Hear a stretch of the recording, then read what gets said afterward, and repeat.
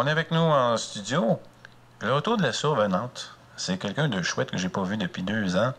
Et elle est partie pour différents projets. Puis, j'ai avec moi Mélissa Charret en ce 17 dimanche matin. Salut. Bonjour, bonjour, comment ça va? Alors, Mélissa, il y a beaucoup de choses. OK, il y a eu la coop des artistes multidisciplinaires. Il y a eu ton entreprise. Il y a eu une petite famille qui est venue là-dedans. Oui, ben j'avais déjà un grand garçon quand je faisais de la radio avec vous, là 2 ans déjà. Et j'ai eu un autre enfant. C'est pour ça, entre autres, que j'ai dû quitter l'émission. Mais il y a aussi effectivement là, beaucoup de travail sur la coop Mémoire, qui est une entreprise de production vidéo. Donc j'ai vraiment donné tout mon temps à ça et à ma famille les 2 dernières années, effectivement. Qu'est-ce qui s'est passé? Parce que moi, j'étais un peu comme ça quand j'ai commencé avec... j'avais un collectif d'artistes il y a très longtemps. Mais tu sais, on affine nos idées, puis tout le reste. Alors, après avoir fait du projet théorique à réalité, après 2 ans, c'est quoi que tu as constaté? Bien, la coopérative d'artistes multidisciplinaires, là, c'était plutôt un test que je voulais faire pour voir comment les gens allaient réagir à cette idée là, d'être des artistes en collectivité. J'avais beaucoup, beaucoup de membres, puis je faisais de la diffusion sur Internet en particulier, là, mais la coop Mémoire, on est beaucoup moins nombreux. À date, on est 2, en fait. Même normalement, dans une coop, on est supposé d'être 3 minimum, mais avec tout ce qui s'est passé les dernières années, on est rendu juste 2. Mais c'est une évolution qui est normale. Dans le fond, ça a resté quand même un collectif d'artistes, puis chacun dans sa discipline. Donc, l'idée de base est restée là, mais on est rendu aussi avec des motivations politiques qui sont très importantes. Donc, la défense des droits de la personne, la défense des exclus en général. Donc, nous, on a comme idée que l'art ne se développe pas sans être avec une démarche humaniste aussi. Entre faits, il y a eu aussi quelques projets. Il y a très bientôt un petit projet que tu travaillais déjà depuis un certain temps, un court-métrage. Ouais. Et un sujet très particulier, quelque chose qui te tient à cœur et qui était une personne qui était avec nous en studio. Est-ce que tu pourrais nous le présenter? Bien oui, avec plaisir. Marc-André, c'est mon père avec qui j'ai fait... en fait, c'est une série de courts-métrages parce que c'est déjà le deuxième et pourtant porte le nom de 3. Et puis, donc, je vous présente mon père, c'est Louis-Marie-Chantal Charret. Bonjour. Marie-Chantal, si on parle de la collaboration sur ce film-là, et donc, il semblerait que tu avais beaucoup de choses à dire. Est-ce qu'on peut me parler un peu tous les deux en même temps? C'est quoi, qu'est-ce qui vous a amené à arriver à ce projet-là, puis le but de... Bien, je vais parler pour moi, puis ensuite, peut-être, tu pourras dire, parce que c'est pas tout à fait les mêmes motivations, malgré que nos démarches artistiques se croisent et même plus que se croiser, là, je veux dire, on a quand même une alliance artistique, mon père et moi. Puis ça s'est vraiment exprimé dans le projet de Grand-Papa Bié. Ça fait... En 2006, la première fois que j'ai fait Grand-Papa Bié, Samy, mon premier, avait l'âge de mon deuxième actuellement, quand j'ai fait ce film-là. Puis l'idée, c'était que mon père avait quand même une démarche... intéressante au niveau de sa personnalité à déchiffrer, là, à comprendre, à se comprendre. Et puis, on a fait ce film-là qui a remporté quand même un assez bon succès.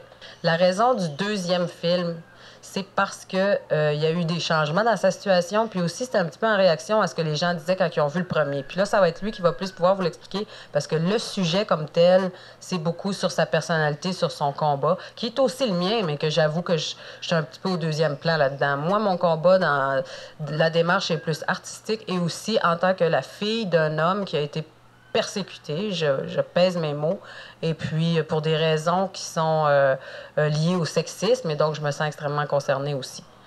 Donc je pense que je vais lui laisser la parole pour expliquer, lui, ses motivations. Bon, quand on avait fait le Grand-Papa Bié 1, premièrement, dans le film, moi, je parlais de mes excentricités, vernis à ongles. Je ne savais pas à ce moment-là que j'étais classé transgenre. Moi, je considérais que j'étais gay, que c'était mon orientation qui faisait que je m'habillais de façon plus féminine, même si je me considère pas du tout comme une femme. Mais après le premier film, j'ai été rencontrer des organismes qui viennent en aide et qui soutiennent les gens qui ont des problèmes d'identité. Mais je me suis vite rendu compte que tout ça était pour aider les transsexuels et les personnes qui veulent changer de sexe, ce qui n'est pas mon cas du tout. Ça veut dire qu'il y avait un gros vide. Ça veut dire qu'il y avait un gros vide au niveau du soutien qu'on peut avoir. J'en ai eu un peu, mais tout tend vers la transsexualité, ce qui ne me convient pas du tout. Puis là, à ce moment-là, je me suis dit, sur le plan politique, moi, il faut que je fasse ma place, parce que personne ne m'en fait une. C'est de là mon nom. J'ai réussi à avoir un changement de nom à l'État civil, Louis-Marie Chantal. C'est très clair que je ne veux pas être une femme, même si Marie-Chantal est féminin. Louis-Marie, c'est masculin. C'est le combat que je voulais apporter parce que je me suis rendu compte dans les groupes qu'il y a beaucoup de gens qui vont vers le changement de sexe qui ne devraient pas y aller. Ce n'est pas ce qu'ils ont besoin, mais ils ne veulent pas avoir de problème dans la société. Et ça, je le vis moi-même.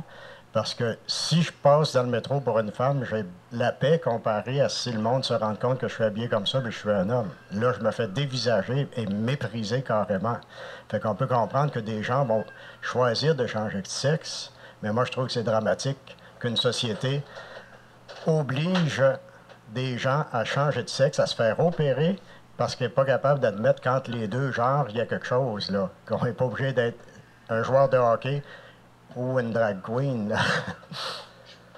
Je pense que les gens ont peur de la différence des gens en partant et pour se voiler les yeux, mettre les œillères, ils se mettent dans les stéréotypes sans regarder l'essence même. C'est un peu comme la chanson, hein? Tu n'écoutes pas les paroles, il faut écouter la musique. Oui, mais au niveau des organismes aussi, il y a un gros problème parce que, comme on a vu dernièrement Michel Blanc qui est passé à Pénélope. Puis c'était beaucoup, on dit que c'est un grand moment de télévision, mais Pénélope lui a dit bienvenue parmi les filles, puis on t'accepte d'un souper de filles, c'était bien cute. Mais il y a beaucoup de gens, y compris des transsexuels, qui n'ont pas cette chance-là, qui n'ont pas les moyens de se faire refaire le visage pour le féminiser, puis qui n'ont pas le moyen de faire l'électrolyse, puis qui se retrouvent, qui ont beaucoup de barbe encore, puis pourtant ils sont dans la même situation qu'est Michel Blanc, mais étant donné qu'ils n'ont pas d'argent, bien là, ils n'ont pas de transition. Ils ne réussissent pas à se faire enlever la barbe, donc ils ne sont pas acceptés dans les groupes de transsexuels de soutien. Ils se retrouvent tout seuls avec un pouce de make-up qu'ils mettent au couteau pour cacher leur barbe. C'est une tragédie, là. Mais cette tragédie-là vient du fait que la société ne reconnaît pas qu'il y a quelque chose entre les deux. Parce que ces personnes-là qui se déguisent en femmes parce qu'ils veulent passer inaperçu, ce qui ne fonctionne pas, là, c'est parce qu'ils ne savent pas, ils n'admettent pas eux-mêmes qu'il y a une place entre le masculin et le féminin, là. Et une chose, qu'est-ce qui t'a amené, mais c'est parce que je sais, OK, je me rappelle le moment où tu faisais tes éditoriaux, tes présentations. D'ailleurs, de manière incidente, la première entrevue qu'avait faite Mélissa avait été avec M. Falardeau à Matane il y a un bon nombre d'années. Oui. Donc, ça veut tout dire, puis tu es capable de voir et d'aller chercher le fond des choses chez la personne. Donc, d'aller chercher ton père, des fois, d'aller chercher quelqu'un près de soi, c'est même plus difficile encore, non? Bien, Marc-André, j'ai développé, justement, depuis ma première entrevue avec Pierre Falardeau à Matane en 98 ou 99, je me souviens plus exactement, j'ai développé beaucoup de techniques d'entrevue. Et puis, la meilleure, qui n'est pas une technique, c'est l'écoute. Parce que tu sais, quand quelqu'un parle, si on l'écoute, c'est valorisant. Je veux dire, c'est aussi simple que ça, c'est la base de tout.